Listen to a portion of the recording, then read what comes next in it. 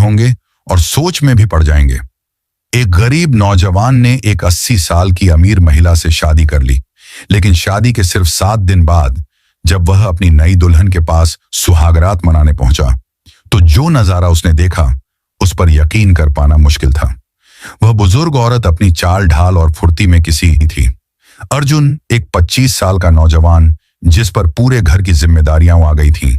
पिता के गुजर जाने के बाद पूरा घर उसी के सहारे था। उसकी मां अनीता एक गंभीर बीमारी से जूझ रही थी, जिनके इलाज में सारी जमा पूंजी खर्च हो चुकी थी। उसकी छोटी बहन काजोल अब भी स्कूल में पढ़ाई कर रही थी। उसकी फीस, किताबें और दूसरे खर्च अर्जुन के लिए बोझ बनते जा रहे थे। सिर्फ 25 साल की उम्र में जिंदगी ने उसे इतना जिम्मेदार बना दिया था कि उसका चेहरा वक्त से पहले ही बूढ़ा लगने लगा था। दिन रात पढ़ाई, मेहनत और छोटे मोटे काम करके वह किसी तरह घर चला रहा था। उसके चेहरे पर चिंता की लकीरें और आंखों के नीचे काले घेरे साफ बता रहे थे कि वह अंदर से पूरी तरह थक चुका है। कर्ज देने वाले रोज दरवाजे पर दस्तक देते थे। एक दिन वह एक सस्ती चाय की दुकान पर गया। जेब से सिक्के निकालकर गिनने लगा कि चाय के पैसे पूरे हैं या नहीं। तभी उसकी नजर एक महिला पर पड़ी जो दूर से उसे एक तक देख रही थी। वह कोई आम औरत नहीं थी। उनका नाम था समीरा मलिक। वे बिजनेस की दुनिया में एक बड़ा नाम थी। महंगी साड़ी, भारी गहने और आत्मविश्वास से भरी पर्सनैलिटी ने अर्जुन को चौंका दिया। समीरा ने मुस्कुराकर पूछा, क्या तुम अर्जुन वर्मा हो? अर्जुन ने थकान भरी आवाज में जवाब दिया, जी मैं ही हूं।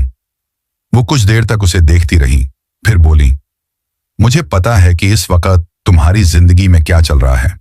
तुम्हारी मां की बीमारी, बहन की पढ़ाई और कर्ज का बोझ, मैं सब जानती हूं। अर्जुन चौंक गया। उसने संकोच के साथ पूछा, आप कौन हैं और मेरे बारे में इतना सब कुछ आपको कैसे पता? समीरा ने हल्की मुस्कान के साथ जवाब दिया, अगर तुम चाहो तो मैं तुम्हारी किस्मत बदल सकती हूं। बस एक शर्त है, मुझसे शादी कर लो। यह सुनकर अर्जुन सन्न रह गया। उसने कहा, यह आप कैसी बातें कर रही हैं? समीरा ने पूरी गंभीरता से कहा, मैं तुमसे शादी करना चाहती हूं, लेकिन असली सवाल यह है, जानकर आप भी हैरान रह जाएंगे। यह कोई मजाक नहीं है, समीरा ने शांत लहजे में कहा, बल्कि तुम्हारे लिए एक सीधा प्रस्ताव है। अगर तुम इसे मान लो तो तुम्हारी मां का इलाज मैं खुद कराऊंगी, तुम्हारी बहन की पढ़ाई की पूरी जिम्मेदारी भी उठाऊंगी और जो कर्ज तुम्हारे सिर पर है वो भी चुका दूंगी।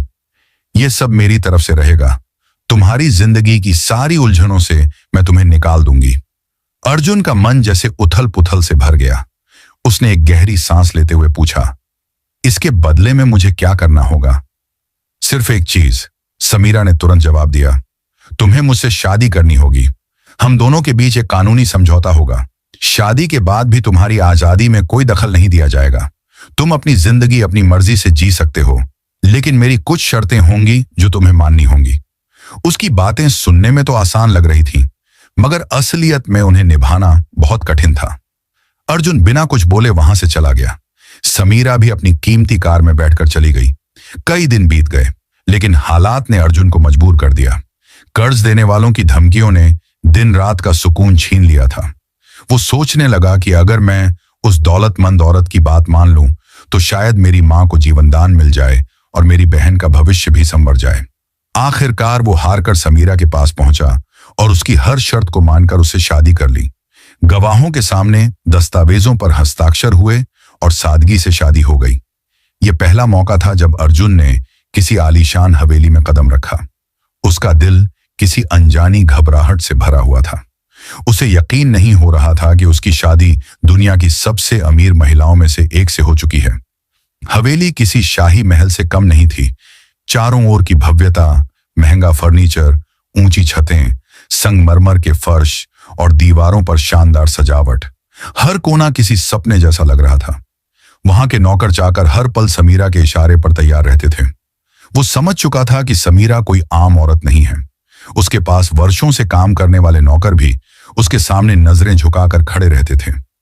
हवेली में काम करने वाली सुंदर युवतियां अगर अर्जुन से बात करती तो बहुत सीमित शब्दों में जवाब देकर चुप हो जाती थीं, जैसे डर हो कि नए साहब को कुछ बुरा न लग जाए।